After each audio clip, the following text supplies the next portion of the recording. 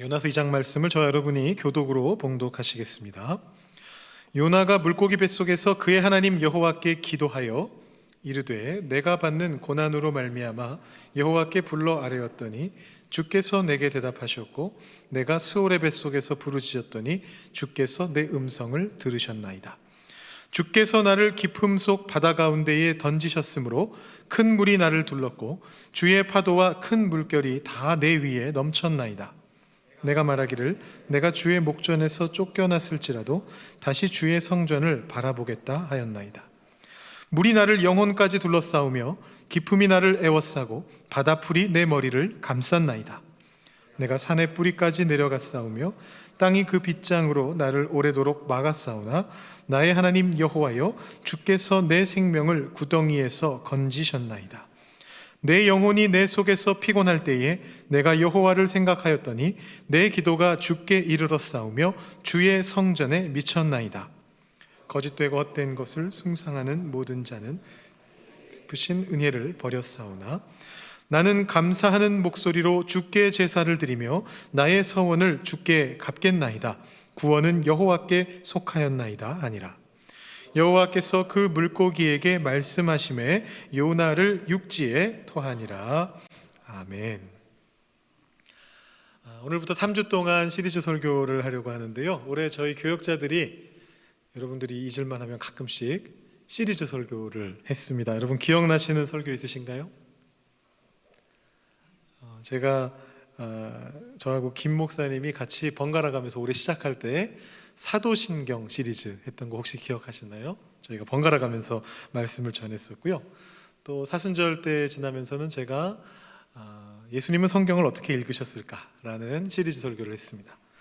최근에 우리 김 목사님께서는 롱텀 시리즈 설교를 하고 계십니다. 일명 잊을만 하면 돌아오는 시리즈 설교. 여러분 무엇이죠? 교회란 무엇인가? 첫사랑 교회란 무엇인가? 말씀 전하고 계십니다. 그래서 저는 오늘부터 3주 동안 신앙의 시작점이라고 하는 시리즈의 설교를 한번 해보려고 합니다.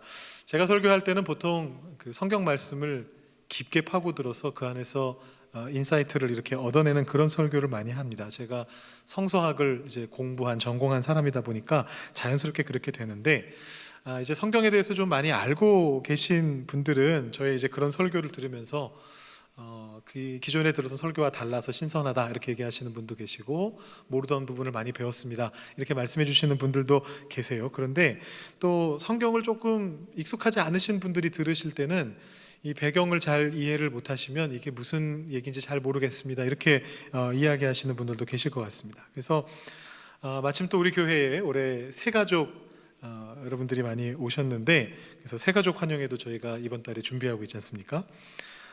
그분들 중에는 이제 기존에 신앙이 있으셨던 분들도 계시지만 교회에 처음 나오시거나 혹은 좀 다니셨더라도 그런 어떤 신앙의 기초, 성경의 교리들을 잘 모르시는 분들도 계십니다. 그래서 제가 이번에 신앙의 기초를 다시 살펴보는 어떤 그런 시리즈 설교를 준비했습니다. 물론 우리 교회 많은 분들이 이미 오랜 세월 신앙생활을 하셨고요, 성경을 열심히 읽으시는 분들이시기 때문에 그분들께도 의미 있는 설교가 될 수 있도록 제가 잘 한번 준비해 보려고 합니다. 어떤 기본적인 내용도 다루니까 한번 그런 내용들도 주의 깊게 들어보시면서 여러분들의 신앙의 기초, 시작점을 다시 한번 정리하고 점검해 보시는 그런 시간이 되시면 좋을 것 같습니다. 오늘 첫 시간으로 기도라는 주제를 다루려고 합니다. 우리 말씀 제목 보시면 기도의 시작, 멀리 계신 하나님을 지금 만나려면 이라는 제목을 제가 붙였습니다.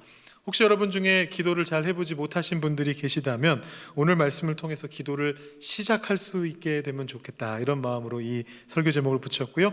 꾸준히 기도하시는 분들은 본인의 기도의 시작점에 대해서 다시 한번 생각해 보실 수 있는, 그래서 여러분의 기도를 발전시키실 수 있는 그런 시간이 되면 좋겠습니다.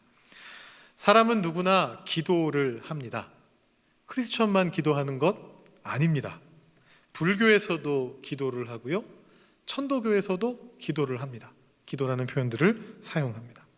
여러분, 종교인이 아니어도 기도를 합니다. 혹시 여러분들 소설이나 영화, 드라마, 만화 이런 어떤 매체들을 통해서 이렇게 보시다가 간혹가다 그런 장면 보신 적 있을 것 같아요. 약간 코미디적으로 조금 과장해서 표현할 때 종교를 안 믿는 어떤 사람이 어떤 큰일을 갑자기 확 당하게 됐을 때 두 손을 번쩍 들고 이렇게 외칩니다. 어떻게 외치죠? 하느님, 예수님, 부처님, 알라신이시여, 이렇게 외칩니다. 종교가 없으니까, 본인이 믿는 신이 없잖아요. 그러니까 근데 신을 찾고는 싶은 거죠. 그래서 하느님이 누구죠?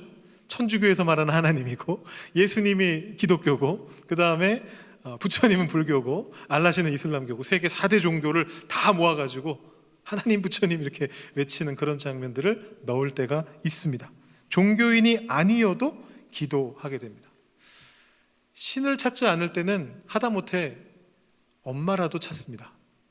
여러분, 무슨 일 생기시면 엄마야 이렇게 찾으시잖아요.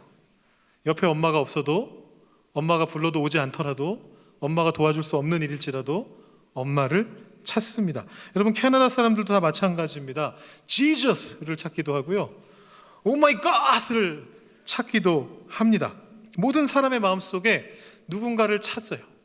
나를 도와줬으면 하는 누군가, 그런 존재가 있었으면 하는 마음이 있습니다. 그 마음을 갖고 있기 때문에 기도를 하는 것입니다. 이곳에 모인 모든 분들도 기도를 해보셨을 거예요. 어떤 의미로든 해보셨을 겁니다.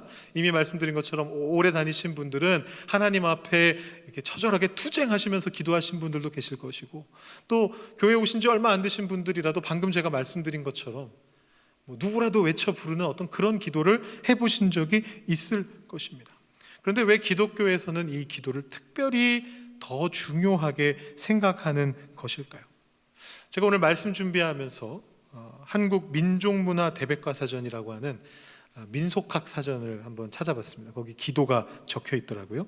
이거는 이제 모든 종교를 다 아울러서 민속학 사전이니까 설명을 하는데, 거기서 얘기합니다. 불교에서도 기도하고, 천도교에서도 기도하고, 원불교에서도 기도한다. 그러면서 또 어떤 얘기도 하느냐 하면, 옛날 역사책들을 뒤져보면 세종대왕도 기도했고, 자기 왕후가 아팠을 때, 소원왕후가 아팠을 때 세종대왕도 기도했고, 물론 여기서 말하는 기도는 불교입니다만, 세조도 자기 조카를 죽이고 나서 양심의 가책을 느껴가지고 참회하면서 기도를 했고, 이제 그런 내용들을 쫙 썼습니다. 그런데 시작은 무엇으로 시작하느냐 하면, 이 기도라고 하는 항목을 이 사전이 어떻게 시작하느냐 하면, 맨 처음에 기독교의 기도를 다루면서 시작을 했습니다. 이 종합적인 종교 사전에서도 알고 있는 겁니다. 기도라는 것이 기독교에서 특별하게 중요하다라는 걸 알고 있는 것입니다. 대체 기도가 무엇이길래 그런 것일까요? 이 민족문화대백과사전이 뭐라고 얘기하느냐 하면, 기도는 신이나 초월적 존재와 소통을 목적으로 행하는 종교 의례다, 그렇게 이야기를 합니다. 여기에 핵심이 있습니다. 우린 기독교니까 하나님입니다. 하나님과 소통을 목적으로 행하는 종교 의례가 바로 기도입니다. 그래서 많은 경우에 기독교에서 기도를 뭐라고 말하느냐 하면, 하나님과의 대화라고 그렇게 표현을 합니다. 그렇다면 대화란 무엇입니까? 서로 말하는 것입니다. 소통도 같은 뜻인데요, 어느 한쪽에서 일방적으로 얘기하는 것은 소통이라고 부르지를 않습니다. 대화라고 부르지도 않습니다. 저한테 은사가 되시는 목사님이 계신데, 그 목사님이 이런 경험을 하셨다고 설교 중에 말씀하시는 내용을 들었습니다. 길을 걷고 계셨는데, 그분이 서울의 장위동 출신이세요. 그래서 아마 그 장위동의 어디 골목길을 걷고 계셨던 것 같아요. 근데 이제 골목길을 걷다가 골목 코너에서 어떤 나이 드신 남자분, 중년의 남성 한 분이 본인한테는 보이지 않는 반대쪽 골목을 향해서 막 말씀을 하고 계시더래요. 대화를 나누고 계시더래요. 그래서 아주 친밀하게 대화를 나누고 계셔서, 아마 저분이 가까운 친구분하고 대화를 하시는구나, 이렇게 생각을 하셨다는 겁니다. 근데 걸어가셔서 그 옆을 스쳐 지나가면서 이렇게 옆을 봤는데 충격을 받으셨대요. 그분이 바라보고 계신 담 쪽에 아무도 없었다라는 것입니다. 물론 요즘 같은 세상에는 그럴 때 귀에 혹시 뭐 하나 끼고 있지 않은가 확인을 한번 꼭 해보긴 해야 됩니다. 에어팟이라든가 갤럭시 버드라든가 뭔가 끼고 전화 통화하고 있을 수도 있으니까. 근데 이분이 이 얘기 해주신 거는 제가 들은 것만 해도 벌써 15년 전이니까 그런 게 없던 시절입니다. 그러니까 지금 굉장히 대화를 나누고 싶은데 그 대화를 나눌 사람이 없어서 마치 친구가 그 앞에 담장 앞에 서 있는 것처럼 생각하면서 대화를 나누려고 시도하시는 그 모습을 보면서 소통하고 싶어 하지만 소통하지 못하는 현실을 살아가고 있는 중년 남성의 자화상처럼 느껴져서 굉장히 충격을 받으셨다라는 그런 이야기를 저한테 하신 적이 있습니다. 이것은 대화가 아닙니다. 대화라고 하는 것은 상대방이 있고 그 상대방을 대하여 말하는 것이 대화입니다. 함께 나누는 것입니다. 그래서 우리가 기도를 하나님과의 대화라고 말한다면 이것은 우리만 말하는 것이 아니고 하나님께서도 그 순간에 말씀하신다라는 것을 뜻합니다. 내 할 말만 하는 것은 기도가 아닌 것입니다. 우리가 대화할 때 자주 하는 실수가 뭐냐면요, 내 할 말만 하는 것입니다. 대화하자고 불러놓고 내 말만 합니다. 여러분 그런 실수 종종 하시나요? 이런 거 생각해 보시면 됩니다. 우리 떨어져 사는 자녀들 불러놓고 아니면 우리 부모님과 대화를 하는데 거기서 답정너로 일방통행으로 내 말만 하는 거죠. 야, 너 그렇게 살면 안 돼. 결혼할 사람 한국 사람 만나야지. 너 왜 학교를 2번이나 다닌다 그래? 돈 안 대줄 거야. 내 말만 합니다. 왜 학교를 2번 다니려고 하는지, 왜 저 사람을 만나려고 하는지 묻지 않습니다. 그냥 내가 생각하는 것만 말하는 겁니다. 그거는 대화가 아니죠. 근데 우리가 기도할 때 하나님을 대하면서도 그런 식으로 할 때가 있습니다. 하나님, 저 돈 필요해요. 돈 주세요. 하나님, 저 이번에 시험 합격하게 해주세요. 하나님, 저 여기가 아픈데 낫게 해주세요. 이것은 물론 기도를 처음 시작하는 시작점으로서는 아주 의미 있는 기도입니다. 아플 때 기도하지 마시라는 뜻이 아닙니다. 기도를 시작하는 시작점으로서는 아주 좋은 기도입니다. 그런데 그것을 기도의 완성형이라고 볼 수는 없습니다. 하나님의 답변을 들으려고 하지 않으면, 하나님의 마음을 그 기도를 통해서 읽으려고 하지 않는다면 그것은 제대로 된 기도가 아닌 것입니다. 하나님과의 대화가 아니기 때문이죠. 여러분, 기도는 하나님과의 대화다라는 것을 꼭 기억하셔야 됩니다. 문제는 이렇게 말씀을 드려도 기도를 어떻게 해야 좋을지 모르겠는 분들이 계실 수 있다는 것입니다. 교회에 오신 지 얼마 안 되신 분들이 아마 그러실 텐데, 심지어는 교회를 오래 다니신 분들 중에서도 기도 그까이 거 대충 하면 되는 거 아니야? 이렇게 생각하시는 분들도 계실 수 있어요.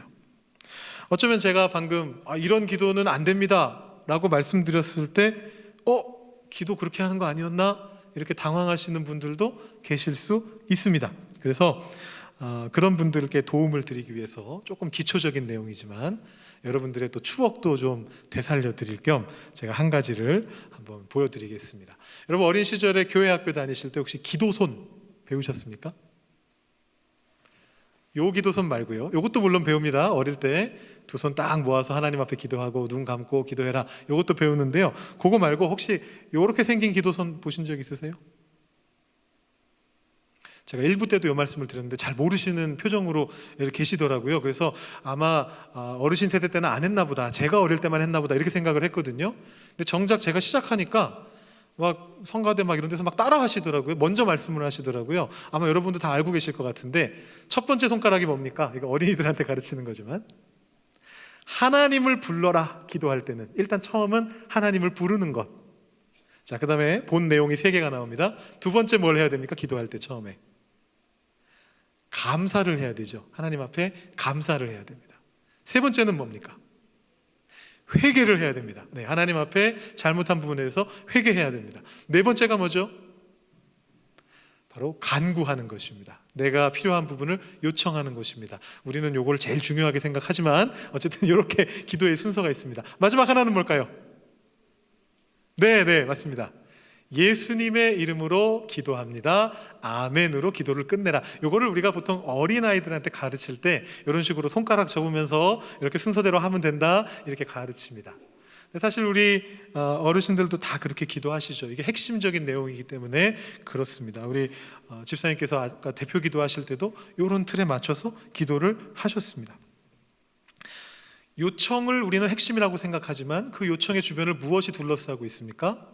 하나님께 대한 감사, 하나님이 나에게 해주신 일에 대한 감사를 표현하고, 또 내가 잘못한 부분이 있으면 회개하면서 그 가운데서 요청을 하는 것입니다. 여러분, 대화가 그런 거잖아요.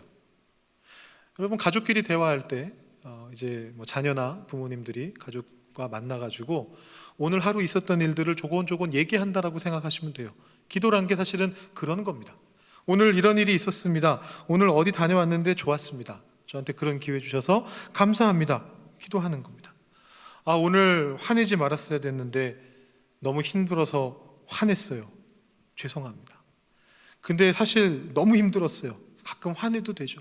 이렇게 대화해 나가는 거예요. 대화하면서 하나님께서 내 삶 속에 함께 하신다는 걸 계속해서 믿으면서 말을 하는 것입니다. 그 시작을 하나님 저 좀 봐주세요 이렇게 부르면서 시작하고 그 끝을 예수님의 이름으로 기도드린다고 응답하며 끝내는 것입니다. 여러분, 기도에 대한 핵심적인 내용들을 조금 살펴봤습니다. 이제 조금 더 깊은 얘기로 들어가 보겠습니다. 오늘 말씀을 한번 보시죠. 오늘 말씀은 요나서 2장에 나오는 말씀입니다.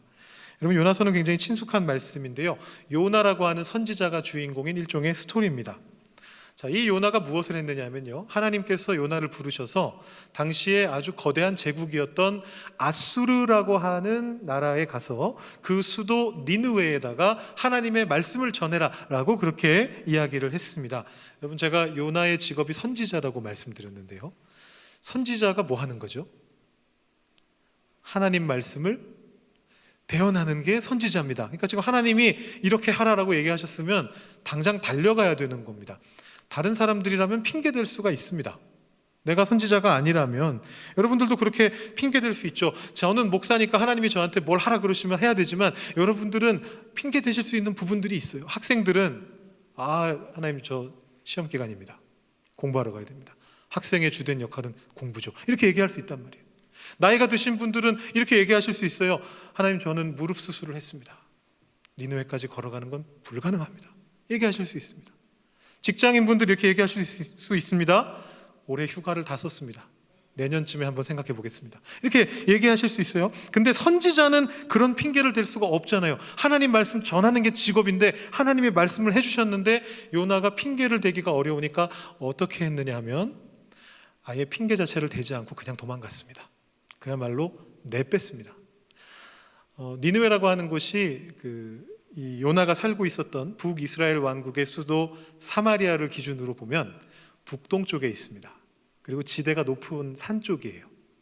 근데 이 요나가 간 곳은 어느 쪽이냐면 남서쪽에, 여러분 북동쪽의 정반대가 남서쪽이죠. 남서쪽에 욥바라고 하는 지중해 항구 도시로 갔습니다. 항구라는 말은 무슨 말이냐면 해수면에 있다는 뜻입니다. 낮은 곳이라는 얘기입니다. 그러니까 지금 요나가요, 하나님이 말씀하신 곳을, 하나님이 이리로 가라, 니느웨라고 하는 곳, 너희가 있는 곳에서 북동쪽으로 높은 곳으로 올라가라 라고 딱 이렇게 얘기하시니까 요나가 쓱 돌아서서 정확히 반대 방향으로 간 겁니다. 심지어 3D로 동서남북만 따진 게 아니고 높이까지 따져서 Z축까지 따졌습니다. 올라가라 그러시니까 내려갔습니다. 정반대 방향으로 도망을 갔습니다. 그리고 거기에서 다시스라는 곳으로 가는 배를 탔습니다. 다시스는 그 당시에 세상의 끝이었던 곳이었고 변두리였죠. 니느웨는 당시 세상의 중심지고 문명이 가장 발전한 곳이었습니다. 그래서 여기서는 문화적으로도 정반대 방향으로 간 거예요. 자, 그리고 그 와중에서도 가장 아래로 내려갔습니다. 성경에 보면 뭐라고 적혀 있느냐 하면 배 밑창으로 가서 잠들었다 라고 그렇게 기록하고 있습니다. 배가 물에 뜨면은요, 잠기는 부분이 있습니다. 어딜까요? 배 아랫부분이 잠기죠. 배 밑창에 가서 잠들었다는 얘기는 무슨 말이냐면 가장 낮은 해수면보다 더 내려갔다는 겁니다. 말 그대로 땅 파고 들어간 겁니다. 하나님 보기 싫어가지고 맨 밑으로 내려가서 그 자리에서 눈 감고 기도하는 것이 아니고 눈 감고 잠으로 도피했습니다. 하나님 안 보겠습니다라고 한 거죠. 가장 먼 곳으로 도망갔습니다. 그래서 이렇게 생각한 겁니다. 여기에서는 하나님이 나를 못 찾으시겠지. 여기까지 도망쳤는데, 정반대로 왔는데 라고 생각했는데 하나님께서 거기에 풍랑을 보내시죠. 여러분, 서양 격언에 이런 격언이 있다 그래요. 기도할 줄 모르는 자는 바다로 보내라. 바다에 가서 풍랑에 한번 시달려 보면 그 누구라도 기도하게 된다, 이제 이런 얘기인 것 같아요. 근데 이 상황 속에서 보면은 1장 말씀을 요나서 1장 말씀을 보시면 배에 탄 모든 사람들이 기도했다라고 적혀 있습니다. 요나만 빼고. 하나님 믿지 않는 사공들조차도 1장 5절에 보시면 사공들이 두려워하여 각각 자기의 신을 부르고 라고 되어 있는데 요나는 배 밑창에서 자고 있었습니다. 그래서 여기서 좀 블랙 코미디 같은 장면이 벌어지는데요, 하나님을 안 믿는 선원들이 요나를 찾아와서 깨우고서 요나한테 너 믿는 하나님한테 기도 좀 해라라고 얘기하는 그런 장면이 벌어집니다. 하나님의 선지자가 기도를 안 하고 있으니까 선장이 와가지고 너 제발 하나님 믿으면 너 하나님한테 좀 기도 좀 해라 라고 말하는 그런 장면이 나오고 있습니다. 굉장히 의도적인 블랙 코미디거든요. 지금 요나가 하나님과 얼마나 멀어져 있는가를 고스란히 보여주기 위한 에피소드인 것입니다. 지금 요나는 지리적으로도 하나님이 말하시는 곳에서 정반대 방향으로 갔고요, 문화적으로도 정반대의 장소로 갔고요, 그리고 심리적으로도 멀어져 있습니다. 하나님과 매우 멀어져 있습니다. 그런데 시편 139편을 보시면 아까 김 목사님께서 예배 시작 부름할 때 읽어주신 말씀인데요, 유명한 말씀이죠. 내가 주의 영을 떠나 어디로 가며 주의 앞에서 어디로 피하리이까. 내가 하늘에 올라갈지라도 거기 계시며 스올에 내 자리를 펼지라도 거기 계시니이다. 내가 새벽 날개를 치며 바다 끝에 가서 거주할지라도 거기서도 주의 손이 나를 인도하시며 주의 오른손이 나를 붙드시리이다. 이 말씀이 요나에게 이루어지는 것입니다. 요나가 바다에 던져졌습니다. 바다에 빠져서 더 아래로 내려가기 시작했습니다. 인간이라면 갈 수 없는 곳까지 아래로 내려갔습니다. 죽음이 눈앞에 도착했습니다. 바다 끝에 스올 한가운데로 요나가 도착했습니다. 주님께서 안 계신 곳, 주님으로부터 가장 먼 곳, 내가 부르짖어도 들리지 않는 바로 그곳, 부르짖고자 해도 입을 벌릴 수조차 없는 물 한가운데로 가라앉아 버렸습니다. 거기에서 어떻게 했는지는 저는 모르겠습니다만 요나가 하나님을 찾았을 때 그곳에 하나님이 계셨습니다.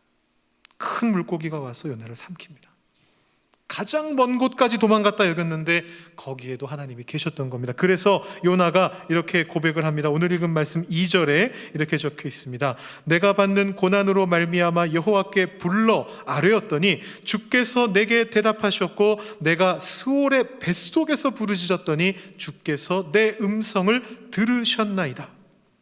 지리적으로도 문화적으로도 심리적으로도 제 아무리 하나님으로부터 떨어져 있을지라도 스올의 뱃속, 지옥의 뱃속에서 부르짖어도 하나님은 들으신다라고 그렇게 이야기합니다. 여러분, 멀리 계신 하나님을 지금 만나실 수 있는 방법이 있습니다. 기도하는 것입니다. 여러분, 하나님을 부르시면 됩니다. 감사하시고 회개하시고 간구하시고 예수님의 이름으로 그 기도를 올려드리시면 됩니다. 그 기도를 하나님께서 들으시겠다고 약속하십니다. 오늘 요나서 2장 말씀을 읽어보시면, 제가 오늘 시간이 없기 때문에 다 읽지 않습니다만 여러분들이 한번 쭉 읽어보시면 이 2장 말씀 속에 하나님을 부르는 장면도 있고 감사하는 장면도 있고 회개하는 장면도 있고 간구하는 장면도 다 있습니다. 예수님의 이름은 없군요. 아직 예수님 태어나시기 전이니까, 구약 시대니까. 사실은 이 기도의 끝부분에 예수님의 이름도 숨겨져 있습니다. 제가 9절 말씀을 한번 히브리어로 읽어드리겠습니다. 여러분, 제가 히브리어를 읽을 건데요, 여러분 히브리어 해석 못하시죠? 해석본이 있으니까 괜찮습니다. 여러분 한글 성경을 보시면서 들으시면 이게 무슨 뜻이구나 아실 수 있을 것 같아요. 제가 한번 읽어드릴게요. 와니 버콜 토다 에즈보하락 아쉐르 나다르티 아샬레마 예슈아타 라 아도나이. 들리셨습니까? 예수님이 어디 숨어 계신지 들으셨습니까? 못 들으셨으면 다시 한번 해드릴까요? 끝에만 예슈아타 라 아도나이. 예수님의 이름을 히브리어로 읽으면 예슈아가 되거든요. 그 예슈아의 단어의 뜻이 뭐냐면 구원이라는 뜻입니다. 오늘 말씀해 보시면 구원은 여호와께 속하였다, 예슈아타 라 아도나이라고 되어 있는데 예수님께서 우리를 구원하실 분이시기 때문에 그 이름이 예수라는 이름이 되셨습니다. 하나님께서 우리를 구원해 주시기 때문에 예수님이 그렇게 우리에게 오셨고, 우리의 기도를 하나님께 상달되도록 중보의 역할을 하고 계시고, 그렇기 때문에 그 예수님 때문에 우리의 기도가 하나님 앞에 상달되고 드려지는 것입니다. 아무리 멀리 계신 것 같아도, 아무리 내가 멀리 떨어져 있는 것 같아도, 내가 하나님을 잘 모르는 것 같아도, 아무리 내가 기도가 뭔지 잘 모르는 것 같아도 하나님을 부르고 감사하고 회개하고 간구하며 예수님의 이름으로 기도할 때 하나님의 구원이 여러분의 삶 속에 반드시 임하게 됩니다. 여러분, 그 하나님의 구원을 간절히 바라시면서 여러분의 기도의 자리로 나아가실 수 있게 되기를 바랍니다.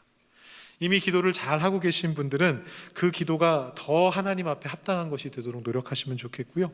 기도를 잘 하지 못하고 계신 분들은 여러분의 기도를 더 발전시키기 위해서 진지하게 마음을 먹고 시도해 보시면 좋겠고, 기도가 뭔지 아예 모르시겠는 분들은 오늘 말씀 들으신 걸 가지고 또 우리 교역자들께 찾아오셔서 물어보시면서 기도의 자리로 한번 가보시면 좋겠습니다. 여러분의 기도를 발전시키기 위한 많은 방법들이 있습니다. 오랫동안 기도해 오신 분들, 주님과 가깝게 대화하신 분들을 통해서 많은 노하우를 얻을 수 있습니다. 물론 사람들과의 대화가 정해진 틀이 없듯이 하나님과의 대화인 기도도 정해진 틀은 없습니다. 그렇지만 때로는 우리가 어떻게 기도해야 될지 모를 때 우리를 도와줄 수 있는 여러 가지 방법들, 형식들이 있습니다. 어떤 분은 아침마다 일어나셔서 빼먹지 않고 기도하시는 분들이 계셔요. 어떤 분들은 잠자기 전에 침대 머리맡에 무릎 꿇고 기도하시는 분들이 있습니다. 시간을 내서 정해서 기도하는 것 굉장히 중요한 기도의 방법입니다. 혹시 그렇게 기도하지 않으시는 분들은 또 매일 하는 것이 어렵다 생각하시면 매주 정해진 시간을 내셔도 좋습니다. 우리 목요일마다 오전에 이 본당이 개방됩니다. 목요 기도회가 여러분들이 자유롭게 기도할 수 있도록 열려 있습니다. 같이 기도하고 싶으신 분들은 금요일 오후에 오시면 권사님들과 함께 기도하실 수 있고, 토요일 새벽 기도에 오시면 우리 모든 교우분들과 함께 기도하실 수 있습니다. 그런 시간에 참여하시면서 기도를 정기적으로 하나님 앞에 올려드리시는 것도 방법이 됩니다. 여러분의 삶을 향하시는 하나님의 뜻을 혹시 잘 모르시겠다면 성경 공부를 하시고 목회자와 상담하시면서 나를 향하신 하나님 뜻이 무엇인가 공부하시는 것도 좋은 방법입니다. 반대로 어떤 분들은 너무 오랫동안 기도를 하셔서 익숙해지시고 습관화가 되셔서 절실함을 잃어버리신 분들도 계실 수 있습니다. 그런 분들은 기도의 감격을 되살리시기 위해서 노력하셔야 됩니다. 여러 가지 방법들이 있습니다. 제가 이렇게 말씀드렸더니 1부 예배 마치고 한 분이 저한테 오셔서 저 오늘부터 기도 다시 시작하겠습니다, 이렇게 말씀하고 계신 권사님이 계시더라고요. 여러분, 여러 가지 방법들을 여러분 기도 생활에 하나하나 적용해 보시면서 하나님과의 대화가 점점 더 깊어지시게 되는 여러분들 되시기를 주님의 이름으로 축원합니다. 기도하시겠습니다. 하나님 아버지, 감사합니다. 때로는 하나님께서 멀리 계신 것처럼 느껴질 때도 있고, 때로는 나 자신이 무언가 어려운 일들이 있어서 하나님께 실망한 것이 있어서 하나님으로부터 멀어지기 위해서 반대 방향으로 걸어갈 때도 있음을 주님 앞에 고백합니다. 그럴 때에 오늘 요나가 고백한 것처럼, 시편 139편의 저자가 고백한 것처럼 거기에도 주님이 계시는군요 라고 고백할 수 있는 우리가 되기를 소망합니다. 언제나 어디서나 어떤 상황 속에서도 주님께 기도하는 가운데 하나님께 우리의 삶을 맡겨드리고 하나님의 뜻을 깨달아 알면서 우리의 삶을 주님과 함께 동행할 수 있는 저희들 한 사람 한 사람이 되도록 주님 인도하여 주시옵소서. 우리 안에 기도의 감격을 잃어버린 분들이 혹시 계시다면 기도의 감격을 되찾게 하시고 예수님의 이름으로 간절히 기도하는 그 기도를 통해서 하나님의 구원이 내 삶에 임하는 것을 다시 한번 체험할 수 있도록 주님 인도하여 주시옵소서. 우리 모두가 기도의 사람, 기도의 용사가 되도록 주님 우리 교회 위에 역사하여 주시옵소서. 감사드리며 예수님의 이름으로 기도드립니다. 아멘.